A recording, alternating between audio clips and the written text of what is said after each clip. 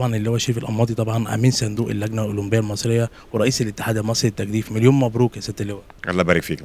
احب اقول والله النهارده كانت يعني تظاهره رياضيه جميله جدا. طبعا 30 اتحاد صوتوا، 30 كلهم موافقين على تشكيل اللجنه الاولمبيه بالتزكيه.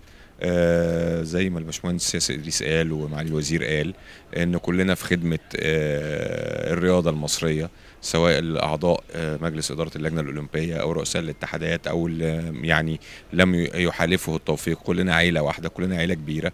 الهدف هو خدمه الرياضه المصريه وان احنا نعلو بالرياضه المصريه الى اعلى المراتب ان شاء الله.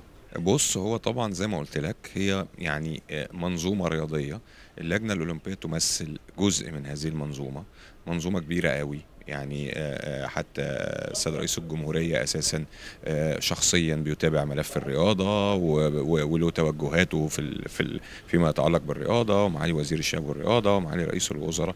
وبالتالي احنا كلجنة أولمبية في طبعا تغييرات فيما يتعلق بالنظام الجديد بشأن التصفيات والتأهيل للأولمبيات، ولازم الناس اللي تشارك في الأولمبيات يعني تبقى ترفع اسم مصر عاليا ويبقى المنظر مشرف إن شاء الله في الأولمبيات يعني.